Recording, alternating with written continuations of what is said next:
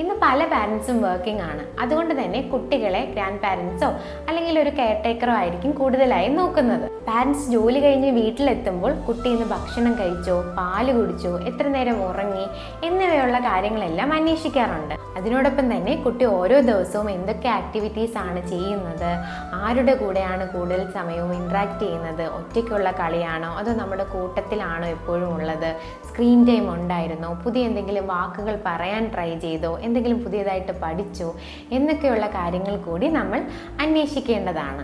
അതുപോലെ തന്നെ ജോലി കഴിഞ്ഞ് വന്നിട്ട് നമ്മൾ കുഞ്ഞുമായിട്ട് സമയം ചെലവഴിക്കുമല്ലോ. അപ്പോൾ കുഞ്ഞിന് എന്തെങ്കിലും ചേഞ്ചസ് ഉണ്ടോ, കുഞ്ഞ് മുന്നേ നമ്മളോട് പ്രതികരിച്ചിരുന്ന പോലെ തന്നെയാണോ ഇപ്പോഴും പ്രതികരിക്കുന്നത്, നമ്മളോട് ഇൻട്രാക്ട് ചെയ്യുന്നത് അതുപോലെ തന്നെയാണോ, ആശയവിനിമയത്തിലും സംസാരത്തിലും ഒക്കെ എന്തെങ്കിലും ചേഞ്ചസ് ഉണ്ടോ, അതായത് ഇംപ്രൂവ്മെന്റ്സ് എന്തെങ്കിലും ഉണ്ടോ, അല്ലെങ്കിൽ മുന്നേ പറഞ്ഞു വരുന്ന വാക്കുകൾ ഇപ്പോൾ പറയാതിരിക്കുന്നുണ്ടോ എന്നിവയെല്ലാം നമ്മൾ നിരീക്ഷിക്കേണ്ടതാണ്. ഇങ്ങനെ ദിവസവും കുട്ടിയെ ശ്രദ്ധിക്കുന്നത് അവരുടെ ആശയവിനിമയവും മൊത്തത്തിലുള്ള വളർച്ചയും മനസ്സിലാക്കാനും പിന്തുണയ്ക്കാനും സഹായിക്കും.